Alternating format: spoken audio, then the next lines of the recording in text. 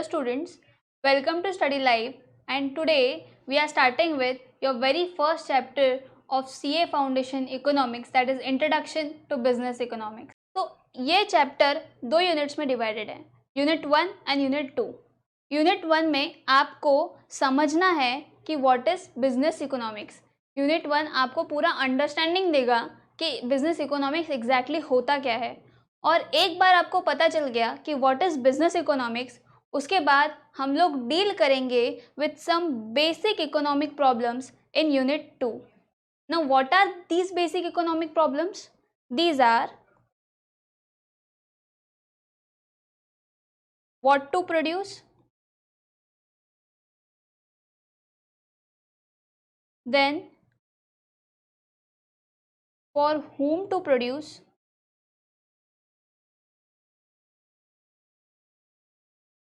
and then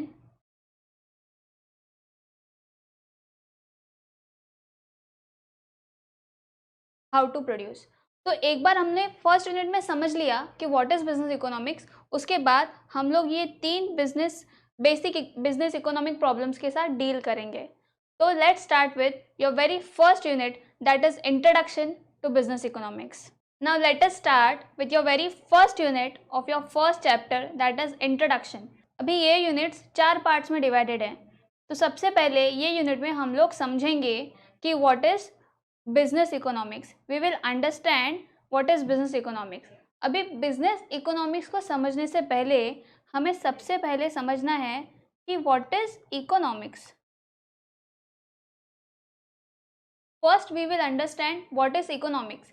एक बार आपको आइडिया आ गया व्हाट इज़ इकोनॉमिक्स, तो फिर उस इकोनॉमिक्स को बिजनेस में कैसे अप्लाई करना है, that is what you call business economics, right. तो फर्स्ट यूनिट में हम लोग फर्स्ट समझेंगे कि what is economics, and then from that understanding we will learn what is business economics. Then we will study some definitions of business economics. उसके बाद हम लोग समझेंगे कि बिजनेस इकोनॉमिक्स के स्कोप में क्या क्या आता है। See, the scope of business economics is divided in 2 parts. The one is called microeconomics and the second part is called macroeconomics. तो सबसे पहले आपको ये समझना है what is micro and what is macro। ये हमें पूरी आइडिया देगा what is the scope of business economics। Now once we are done with introduction, then definition, then scope, उसके बाद हम लोग समझेंगे the nature of business economics। Now nature of business economics मतलब क्या? Nature का मतलब होता है type। तो nature of business economics is again divided in further parts। See, based on science,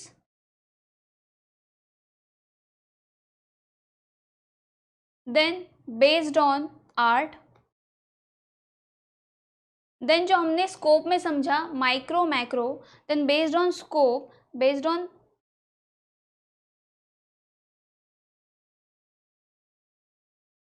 on micro elements, then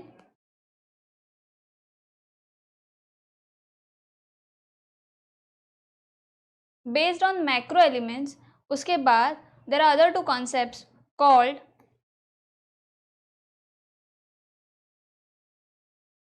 pragmatic economics and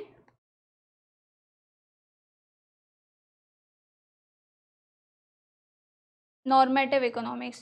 So this is how your nature of business economics is divided। So once we are done with all this understanding of this concept, उसके बाद हम लोग बाद में deal करेंगे unit 2 में with basic economic problems, right। So let us start with your very first part, introduction to business economics। तो अभी हम लोग शुरू कर रहे हैं हमारा यूनिट 1 का first part, that is introduction to business economics. As I said, business economics समझने से पहले हमें समझना है कि व्हाट इज इकोनॉमिक्स। तो ये इकोनॉमिक्स वर्ड आया कहाँ से, राइट। ये इकोनॉमिक वर्ड आया एक ग्रीक वर्ड ओइकोनोमिया से। एक ग्रीक वर्ड ओइकोनोमिया से। गाइज हमारा जो पेपर 4 है that is objective paper, right. मतलब इसमें हमें 4 ऑप्शन में से करेक्ट ऑप्शन सिलेक्ट करना है। अभी ये करेक्ट ऑप्शन मतलब वो क्वेश्चंस जो एमसीक्यू क्वेश्चंस है वो इंस्टीट्यूट के जो लास्ट में क्वेश्चंस दिए हैं, ज़रूरी नहीं कि उसी में से आएंगे, उतना ही अपना पोर्शन लिमिटेड नहीं है। इंस्टीट्यूट के मॉड्यूल का हर एक पेज इंपॉर्टेंट है, राइट। तो हम क्या करेंगे, हम लोग जो भी ऐसे कीवर्ड्स है जिसमें से एमसीक्यू बन सकते हैं वो हम लोग रेड में हाईलाइट करेंगे। जैसे कि अभी यहाँ पे मैंने Greek word oikonomia means household, इसमें मैंने ग्रीक ओइकोनोमिया और हाउस होल्ड को रेड में हाईलाइट किया है। क्यों? क्योंकि एग्जाम में क्वेश्चन आ सकता है कि from where the word economic has been derived, तो वो 4 ऑप्शन में से आपको सिलेक्ट करना है ग्रीक। उसके बाद from which Greek word the word economic has been derived, तो आपका करेक्ट ऑप्शन होगा ओइकोनोमिया, राइट। फिर उसके बाद आपको ऐसा भी पूछ सकते हैं कि what is the meaning of the word oikonomia, तो उसका मतलब होता है हाउस होल्ड। ये भी एग्जाम में क्वेश्चन आ सकता है, तो इंस्टीट्यूट कहीं से भी क्वेश्चन बना सकती है। तो याद रखना हमारे लिए बेस मटेरियल हमेशा इंस्टीट्यूट का मॉडल ही रहेगा। तो हम लोग क्या करेंगे, हम लोग वो कीवर्ड्स को अपने दिमाग में फिट कर लेंगे कि इसमें से मुझे एग्जाम में एमसीक्यू आ सकता है, राइट। तो late us start. What is economics? तो इकोनॉमिक्स का ओरिजिन कहाँ से है? इकोनॉमिक्स एक ग्रीक वर्ड ओइकोनोमिया से डिराइव हुआ जिसका मतलब होता है हाउस होल्ड। अभी आप सोच रहे होगे हाउस होल्ड मतलब घर के कामों में इकोनॉमिक्स का क्या यूज़ है, राइट। तो अभी आप सोचो कि आपके घर के होम मिनिस्टर कौन होती है? हमारे घर की होम मिनिस्टर होती है हमारी मॉम, राइट।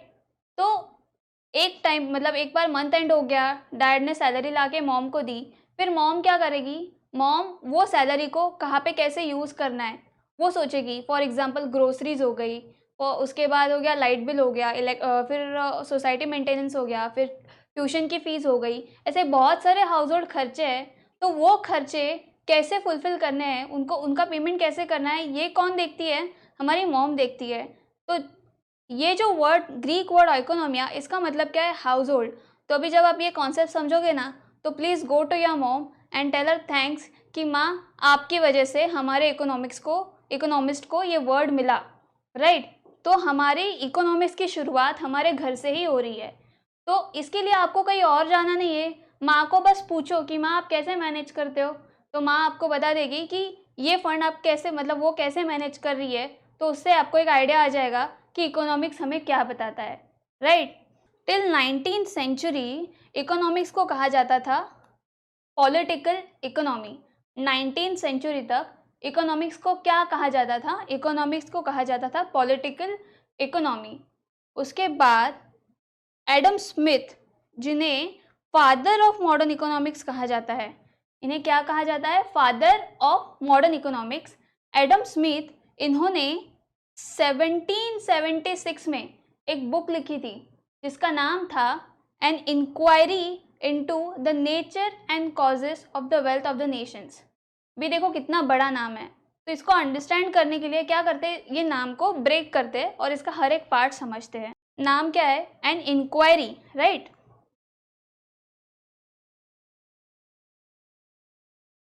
किस चीज़ की inquiry?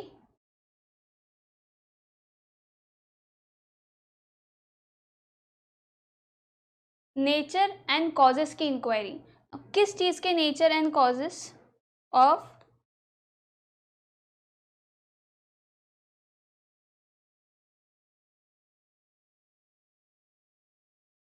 Nature and causes of wealth of the nations. Book का नाम क्या है? An inquiry into the nature and causes of the wealth of the nations. ना मुझे एक बात बताओ, वेल्थ का क्या मतलब होता है? वेल्थ का मतलब क्या पैसा होता है? राइट है। लेकिन वेल्थ का मतलब सिर्फ पैसे तक ही लिमिटेड है क्या? नहीं। अभी मेरे पास समझो मेरी कार है, तो वो कार मेरी वेल्थ है? ऑफ कोर्स है। ठीक, मैंने क्या बोला अभी? मेरे पास पैसा है।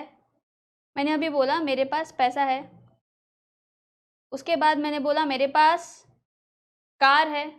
उसके बाद समझो मुझे पुरखों से एक ज़मीन मिली, मतलब मेरे नाम पे मेरे दादाजी या जो भी है उन्होंने एक ज़मीन का टुकड़ा दर्ज करके रखा, से मेरे पास वो लैंड है, मुझे विल में वो लैंड मिली, राइट। उसके बाद मुझे लगा कि मैं शेयर्स एंड सिक्योरिटीज़ में इन्वेस्ट करूँ, राइट। तो मैंने इन्वेस्ट किया शेयर्स में, तो क्या वो शेयर्स मेरी वेल्थ है? Of course. See, wealth is the broader concept, it is not only limited to money, उसमें बहुत सारे अलग अलग टाइप्स होते हैं, राइट। तो ये टाइप्स को ही हम लोग बोलते हैं नेचर ऑफ वेल्थ। हाँ, तो हमने क्या क्या अभी नेचर समझे, हमने समझे money, car, land, shares. This, ये लिस्ट कंप्लीट नहीं है, इसमें और भी टाइप्स आएंगे, right. These are just examples कि नेचर क्या होता है। नेचर मतलब टाइप्स ऑफ द वेल्थ। तो wealth is the broader concept जिसमें ये सारे अलग अलग टाइप्स आते हैं। Okay, now once we understood what is nature of the wealth, हमें ये पता करना है, मतलब एडम स्मिथ ने अपने बुक में नेचर के बारे में बता दिया। और किसके बारे में बोला? उन्होंने बोला कॉजेस के बारे में। Now what is causes? Causes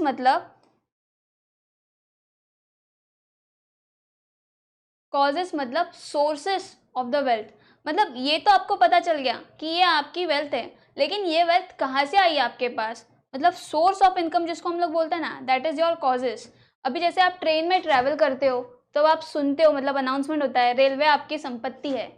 संपत्ति का क्या मतलब हो गया? संपत्ति का मतलब हो गया वेल्थ।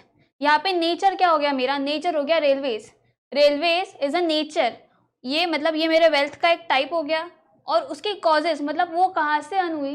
जैसे हम लोग as a citizen of India हम लोग टैक्सेस पे करते हैं, राइट। फिर वो टैक्सेस गवर्नमेंट के पास जाते हैं, और फिर वही टैक्सेस से गवर्नमेंट क्या करती है? पब्लिक यूटिलिटी सर्विसेज बनाती है, जिसमें से एक पार्ट है रेलवेज, राइट। तो सोर्सेस क्या हो गया? जो हम लोग टैक्सेस दे रहे हैं गवर्नमेंट को, दैट इज सोर्सेस।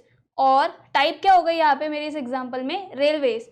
और ये किसकी हो गई? वेल्थ, नेशंस की, राइट। तो इस सब की इंक्वायरी किसने की? एडम स्मिथ ने अपने बुक में, जिसका नाम था an inquiry into the nature and causes, an inquiry into the nature and causes of the wealth of the nations. अभी ये बहुत बड़ा नाम है, इसको शॉर्ट में the wealth of the nations भी कहा जाता है। ये बुक को शॉर्ट में the wealth of the nations भी कहा जाता है।